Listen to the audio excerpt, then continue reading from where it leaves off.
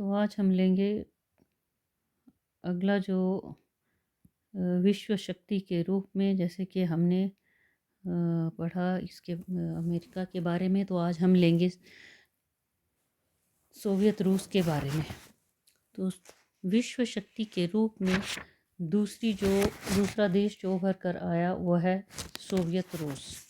दूसरे महायुद्ध में रूस ने मित्र शक्तियों के साथ मिलकर धुरी शक्तियों को पराजित किया था। तो इस युद्ध में रूस की जनता ने फांसीवाद का अंत करने के लिए बहुत बड़ा बलिदान दिया, जिसके लिए विश्व में उसकी बहुत प्रशंसा हुई। 1947 में जब जर्मनी ने रूस पर आक्रमण किया तो रूस मित्र शक्तियों के साथ मिलकर फांसीवादी शक्तियों के विरुद्ध युद्ध में शामिल हो गया। विश्व की सभी साम्यवादी पार्टियों ने रूस के इस पक्ष का समर्थन किया। रूस की जनता ने देशभक्ति की भावना से आर्थिक कठिनाइयों का सामना करते हुए जर्मनी का डटकर सामना किया और अंत में उसकी विजय हुई। युद्ध के पश्चात देश के आर्थिक पुनर्निर्माण के लिए पंचवर्षीय योजनाएं शुरू की गई और इसी के अंतर्गत रूस ने अपना जो प्रभाव क्षेत्र था वो भी बढ़ाने का प्रयास किया। उसने Albania, Poland, Hungary, Bulgaria, Czechoslovakia, Yugoslavia, पूर्वी जर्मनी में साम्यवादी सरकारों की स्थापना में सहायता की। 1949 में रूस ने अणुबम बना लिया और एक महान शक्ति के रूप में उभर कर सामने आया और इस प्रकार साम्यवाद के बढ़ते हुए प्रभाव ने अमेरिका को हैरान कर दिया और उसने साम्यवाद के प्रसार को रोकने के लिए तीव्र प्रयास किए। सोवियत संघ और अमेरिका में शीत युद्ध शुरू हुआ। 1939 से 1990 तक का काल की रूस की हम कुछ महत्वपूर्ण घटनाओं के ऊपर बात करेंगे। तो सबसे पहले लेंगे हम द्वितीय विश्व युद्ध में रूस को कितनी क्षति उठानी पड़ी। सोवियत संघ को संसार के अन्य देशों की तुलना में अधिक हानि हुई। इस युद्ध में 60 लाख सैनिक युद्ध में मारे गए। 1 करोड़ से भी ज़्यादा लोग जो थे उनकी जानें गई। देश के बहुत उपजाऊ क्षेत्र उद्योग नष्ट हो गए। 1700 नगर, 30,000 गांव नष्ट हो गए। रूस की अर्थव्यवस्था को भारी क्षति पहुंची और इस तरह से शायद ही विश्व में किसी देश के इतिहास में इतना भयंकर विनाश किसी अन्य देश में शायद ही हुआ होगा। फिर है आर्थिक पुनर्निर्माण किया रूस ने और इसी के तहत ही 1946 में चौथी पंचवर्षीय योजना 1946 से 50 में आरंभ हुई और इसमें इस्पात, पेट्रोलियम, भारी शस्त्र आदि भारी उद्योग स्थापित करने की ओर ध्यान दिया गया और इस तरह से कृषि विकास के लिए भी बड़े बड़े सामूहिक फार्मों की स्थापना की गई और रूस आर्थिक तौर पर विश्व में अमेरिका के बाद दूसरी बड़ी शक्ति बन गया। फिर है सोवियत। इसके पश्चात लेंगे हम मिखाइल गोर्बाचेव तथा सोवियत रूस का विघटन। 1917 की बोल्शेविक क्रांति के परिणाम स्वरूप रूस की कम्युनिस्ट सरकार स्थापित हुई। सर्वहारा वर्ग देश का स्वामी बन गया और उद्योगों का राष्ट्रीयकरण हो गया। इनका प्रतिबंध मजदूर वर्ग के हाथों में दिया गया। चर्च की संपत्ति को सरकार ने छीन लिया। सामंतों से भूमि छीनकर कृषकों को देकर सामूहिक खेतीबाड़ी प्रणाली स्थापित की गई। बहुराष्ट्रीय साम्यवादी संघीय सरकार स्थापित की गई और देश का नाम union of Soviet socialist republics रखा गया। देश के लिए 1918, 1924, 1936 स्टालिन संविधान लागू किए गए। इसके पश्चात 1977 में एक नया संविधान लागू किया गया जिसको ब्रेंचनन संविधान कहा जाता है। 1985 ईस्वी तक सोवियत रूस में राजनीतिक क्षेत्र में काफ़ी परिवर्तन हुए। 1953 में स्टालिन की मृत्यु हो गई। उसकी मृत्यु के कुछ वर्षों के पश्चात खुर्शचॉफ जो था सत्ता में आया। कम्युनिस्ट पार्टी तथा सरकार पर छा गया। स्टालिन की नीतियों का विरोधी था। उसने स्टालिन द्वारा नागरिकों के अधिकारों और स्वतंत्रता पर लगाए गए प्रतिबंध कम कर दिए। स्टालिन के समय की रूस को दूसरे देशों से अलग रखने की जो नीति थी उसको समाप्त कर दिया और सरकार द्वारा उदारवादी नीतियां अपनाई गई। स्टालिन के समय की व्यक्ति पूजा समाप्त हो गई। उसका विचार था कि साम्राज्यवाद का रूप बदल चुका है। संयुक्त राज्य अमेरिका जैसा शक्तिशाली राष्ट्र भी युद्ध का विरोध करने लगा था। सोवियत संघ के साथ संबंध सुधारने का इच्छुक था, तो साम्यवादी देशों को पूंजीवादी देशों से कोई भय नहीं था। और इस तरह से उसने कहा कि बड़ी शक्तियों के पास इतने अधिक विनाशकारी शस्त्र थे कि इसी के तहत ही ये माना गया कि इतने विनाशकारी शस्त्र थे कि तीसरे विश्व युद्ध होने की दशा में भारी सारी मानव जाति का नाश हो जाएगा। ये उसका मानना था। भारत के पंचशील सिद्धांतों का समर्थक बन गया और अक्टूबर 1961 में खुर्शचौव को प्रधानमंत्री के पद से हटा दिया गया और उसके स्थान पर कौसिगन प्रधानमंत्री बना। 1964 में खुर्शचौव को कम्युनिस्ट पार्टी के मुख्य सचिव का पद से भी हटना पड़ा और उसको पद से हटाए जाने के कारण उसके साम्यवादी दल के दूसरे नेताओं के साथ की कड़े मतभेद थे। कौसिगन ने कृषि सुधारों, व्यक्तिगत नेतृत्व के स्थान पर सामूहिक नेतृत्व, अंतर्राष्ट्रीय शांति, सह अस्तित्व, निशस्त्रीकरण और सेना प्रबंध पर खर्चे में कमी पर जोर दिया। उसने नाटो का विरोध किया क्योंकि पश्चिमी शक्तियों का ये गठबंधन सोवियत संघ का विरोध करने के लिए बनाया गया था। उसने घोषणा की कि संयुक्त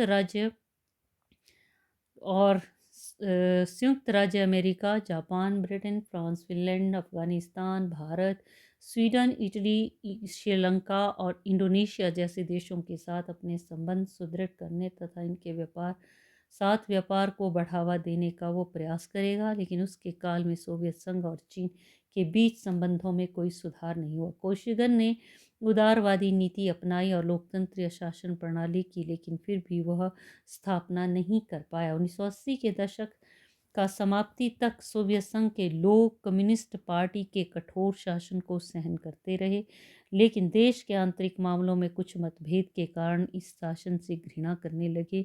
गैर रूसी लोग रूसियों की राष्ट्रवादी नीतियों, उनके साथ भेदभाव और उन पर रूसी भाषा थोपे जाने से अप्रसन्न थे। और ऐसे समय में इन घटनाओं के बीच मिखाइल गोर्बाचेव को पहले तो कम्युनिस्ट पार्टी का मुख्य सचिव और बाद में रूस का राष्ट्रपति नियुक्त किया गया। तो गोर्बाचेव के कुछ जो नीतियां थी उसी के अंतर्गत जो सिद्धांत थे, उन सिद्धांतों के आधार पर उसने जो है रूस में एक नई प्रणाली हम कह सकते हैं लाई। तो उसने पुनर्निर्माण को समाज के पुनर्गठन और नवीनीकरण के साधन की दृष्टि से देखना शुरू किया। तो सबसे पहले लेंगे हम उसका पुनर्निर्माण, जिसका अर्थ है सामाजिक और आर्थिक व्यवस्था का पुनर्निर्माण करना। दूसरा था ग्लेनोस्ट, जिसको ध्वनि, ग्लेनोस्ट रूसी भाषा का एक शब्द है जिसका अर्थ ध्वनि। उसका अर्थ था कि लोगों को देश के आंतरिक मामलों पर अपने विचार प्रकट करने की स्वतंत्रता होनी चाहिए। फिर तीसरा, इसी के अंतर्गत लोकतंत्रीय प्रणाली। गोर्बाचेव ने प्रशासन में लोकतंत्रीय संस्थाओं को स्थापित करने का प्रयास किया। तो इस कार्यक्रम को लागू करने के लिए उसने 1995 में कम्युनिस्ट पार्टी के 27वें पार्टी सम्मेलन की स्वीकृति के पश्चात इस कार्यक्रम को कार्यबल किया गया। देश में स्वतंत्र और लोकतंत्रीय ढंग से कराए गए चुनावों के द्वारा लोगों को देश के प्रशासन में भागीदार जो है बनाया गया। लोगों को सरकारी अधिकारियों और राजनीतिक नेताओं की आलोचना करना, उनके विरुद्ध खुले रूप से प्रदर्शन करने की आज्ञा दी गई। उसने न्यायपालिका ने स्वतंत्रतापूर्वक न्याय करने के प्रयत्न किए और देश में कानून लागू करने का प्रयास किया। आर्थिक क्षेत्र में भी कई मौलिक परिवर्तन किए गए। तो गोर्बाचेव की नीतियों का परिणाम ये निकला कि गोर्बाचेव की पुनर्निर्माण और उदारवादी नीतियों का लोगों ने स्वागत किया, लेकिन एल्त्सिन जैसे कुछ राजनीतिक नेता इन परिवर्तनों से खुश नहीं थे। वे और अधिक क्रांतिकारी सुधार करने के पक्ष में थे, लेकिन कुछ कम्युनिस्ट नेताओं ने गोर्बाचेव द्वारा किए गए इन सुधारों का विरोध किया और उनको सत्ता से हटाने का प्रयास किया। लेकिन एल्त्सिन लोकतंत्रीय संस्थाओं को सुदृढ़ता प्रदान करने के लिए गोर्बाचेव को दोबारा सत्ता में लाने में सफल हुआ, लेकिन बदलती हुई परिस्थितियों ने गोर्बाचेव को पद त्यागने के लिए विवश कर दिया और सोवियत संघ के विघटन के पश्चात बोरिस एल्त्सिन जो है देश का राष्ट्रपति चुना गया। तो नेक्स्ट है सोवियत संघ का विघटन।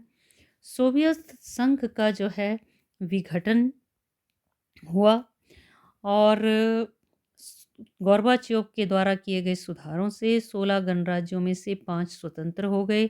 सितंबर सितंबर जो है इसमें 5 जो गणराज्य थे वो स्वतंत्र हो गए। सितंबर 1991 में 3 बाल्टिक गणराज्य लिथुआनिया, लटविया, एस्टोनिया स्वतंत्र हुए।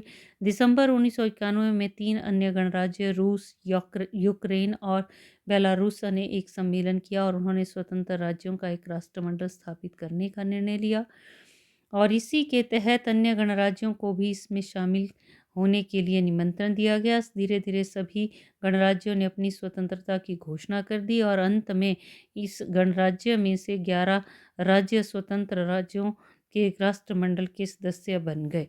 तो इस तरह से सोवियत संघ का जो है विघटन हो गया।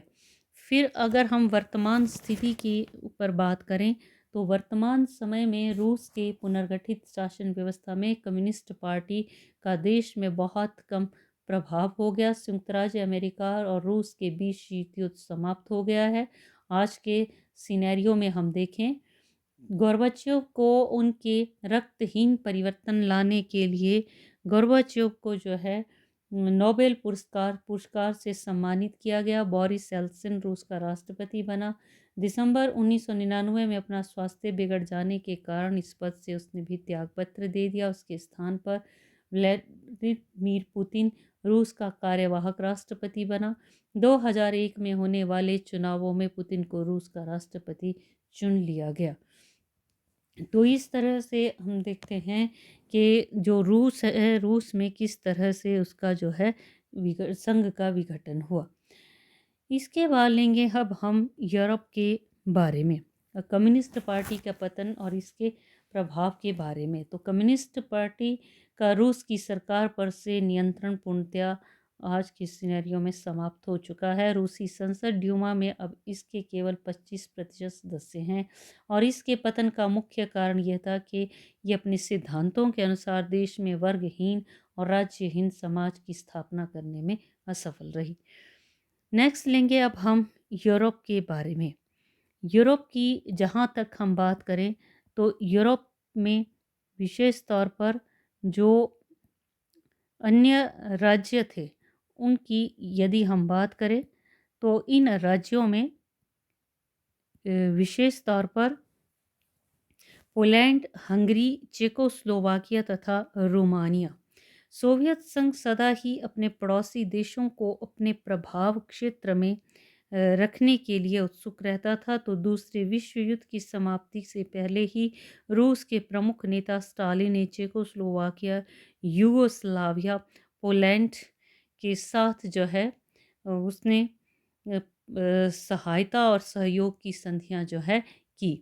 तो यदि हम यूरोप के देशों में जिसमें हम जर्मनी की बात करें तो जर्मनी जो है ये युद्ध के पश्चात जर्मनी की समस्या उत्पन्न हो गई।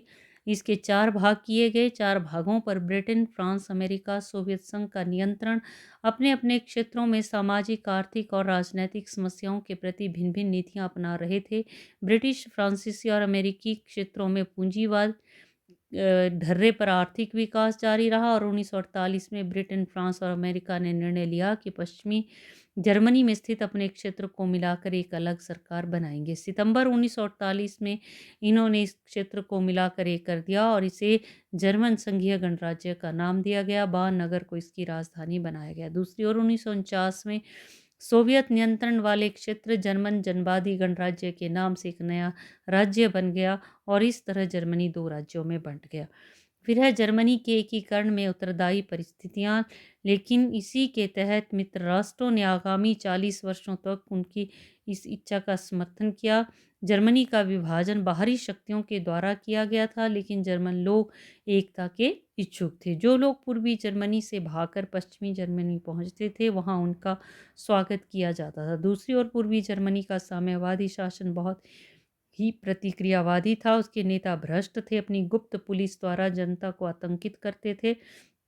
तो पूर्वी जर्मनी की अर्थव्यवस्था पूर्वी गुट में सबसे अधिक शक्तिशाली थी, तो भी पश्चिमी जर्मनी की अर्थव्यवस्था की तुलना में पिछड़ी हुई थी। यहाँ का शासक हेनोकर राजनैतिक तथा आर्थिक सुधारों का घोर विरोधी था। तो इसीलिए क्या हुआ कि पूर्वी जर्मनी में प्रदर्शन होने लगे। सुरक्षा बलों की सहायता से हिनोकर जो था इनको कुचलना चाहता था। सोवियत साम्यवादी दल ने इसकी अनुमति नहीं दी और उसके हेनोकर को हटाकर इगोन क्रेंच नामक एक उदार व्यक्ति को पूर्वी जर्मनी का मुखिया बना दिया। क्रेंच ने नवंबर 1989 में बर्लिन की दीवार को खोलने का निर्णय लिया और स्वतंत्र चुनावों की घोषणा की और सोवियत संघ जर्मनी के एकीकरण में कोई बाधा नहीं डालेगा, ये स्पष्ट हो गया। तो पश्चिमी जर्मनी के नेता पूर्वी जर्मनी में गए। उन्होंने लोगों को यह मांग करने के लिए प्रोत्साहित किया कि देश का एकीकरण धीरे धीरे नहीं बल्कि शीघ्र होना चाहिए। अंत में लोगों की इच्छा के जो थी ये सफल लोगों की इच्छा के फलस्वरूप 3 अक्टूबर 1990 की मध्य रात्रि को जर्मनी एक बार फिर से एक राष्ट्र के रूप में विश्व के मानचित्र में उभरकर सामने आया। अब हम बात करते हैं पोलैंड, हंगरी और अन्य देशों की। पोलैंड की हम बात करें तो पोलैंड रूस के प्रभाव अधीन रहना सहन नहीं कर सकता था। पोलैंड में रूस के विरुद्ध विद्रोह उठ खड़ा हुआ। नेतृत्व जो था राष्ट्रवादी कम्युनिस्ट नेता गोमुल्का ने किया और पोलैंड को कुछ सीमा तक आंतरिक स्वतंत्रता प्रदान कर दी गई। हंगरी पोलैंड ने तो शांतिपूर्वक ढंग से रूस से आंतरिक स्वतंत्रता प्राप्त कर ली, लेकिन हंगरी के राष्ट्रवादी कम्युनिस्टों को सोवियत संघ के विरुद्ध एक क्रांतिकारी संघर्ष करना पड़ा। रूस ने इस विद्रोह को कठोरता से कुचल दिया।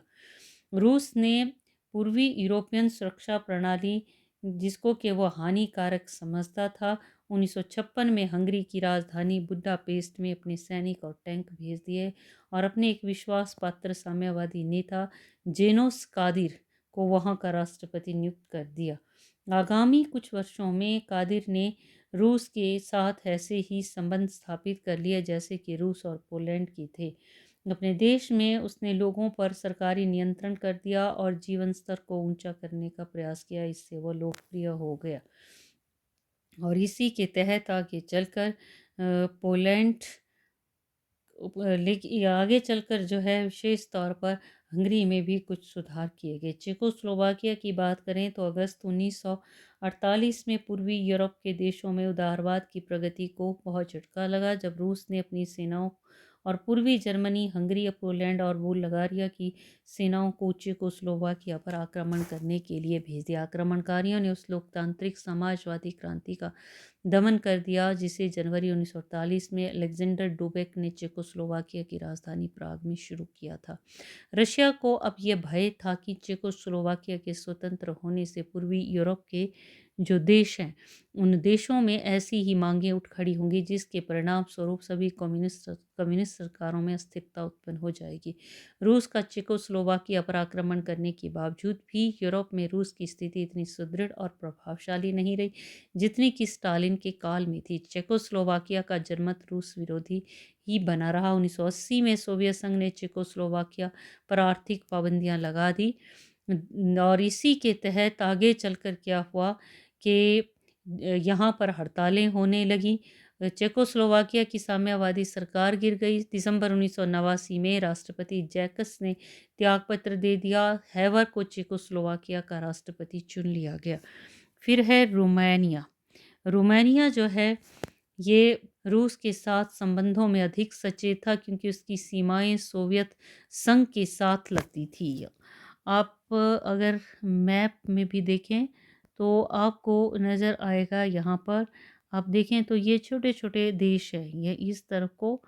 तो इसी के तहत ही क्या हुआ कि जो रोमानिया था उसने ये दिखावा किया कि उसके अमेरिका और चीन के साथ संबंध बहुत अच्छे हैं। उसने वारसा संधि के देशों को अपने देश की धरती पर सैनिक अभ्यास करने की मनाही कर दी। 1976 में कम्युनिस्ट पार्टियों के एक सम्मेलन में रोमानिया के प्रेसिडेंट कसेस्को ने घोषणा की प्रत्येक राष्ट्र का जन्मसिद्ध अधिकार है कि वह बिना किसी बाहरी हस्तक्षेप के अपने भाग्य का आप निर्णय कर सके। तो इस तरह से सोवियत रूस का जो है विघटन हुआ और कई राष्ट्र जो थे वो रूस के प्रभाव से जो है मुक्त हुए और इसी के साथ-साथ रूस के से जो थे कई जो राज्य थे ये बन गए। तो इतना ही।